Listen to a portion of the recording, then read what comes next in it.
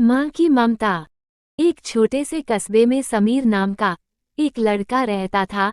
बचपन में ही पिता की मृत्यु हो जाने के कारण परिवार की आर्थिक स्थिति बड़ी दयनीय थी।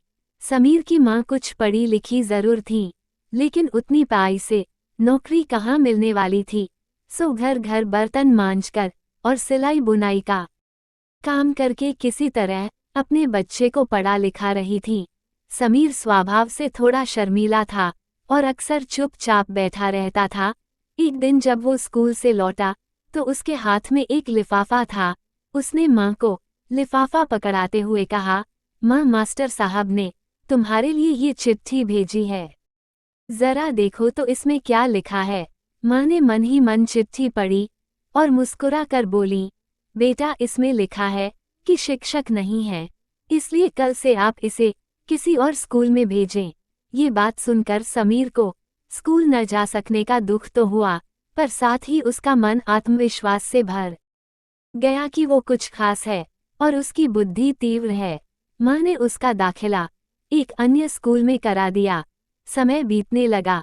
समीर ने खूब मेहनत से पढ़ाई की। आगे चलकर उसने सिविल सर्विसेज परीक्षा भी पास की और आईएएस ऑफिसर बन गया। समीर की माँ अब बूढ़ी हो चुकी थी और कई दिनों से बीमार भी चल रही थी और एक दिन अचानक उनकी मृत्यु हो गई। समीर के लिए ये बहुत बड़ा आघात था। वह बिलख बिलख कर रो पड़ा। उसे समझ नहीं आ रहा था कि अब अपनी माँ के बिना वो कैसे जिएगा। रोते रोते ही उसने माँ की पुरानी अलमारी खोली और हाथ में उनकी माला, चश्मा और अन्य वस्तुएं लेकर चूमने लगा। उस अलमारी में समीर के पुराने खिलौने और बचपन के कपड़े तक संभाल कर रखे हुए थे। समीर एक एक कर सारी चीजें निकालने लगा और तभी उसकी नज़र एक पुरानी चिट्ठी पर पड़ी।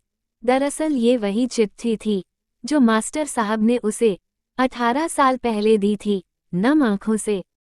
समीर उसे पढ़ने लगा। आदरणीय अभिभावक, आपको बताते हुए हमें अफसोस हो रहा है कि आपका बेटा समीर पढ़ाई में बेहद कमज़ोर है और खेल कूद में भी भाग नहीं लेता है।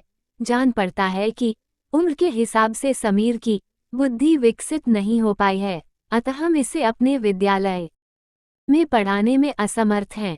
आपसे निवेदन है कि समीर का दाखिला किसी मंद बुद्धि विद्यालय में कराएं अथवा खुद घर पर रखकर इसे पढ़ाएं।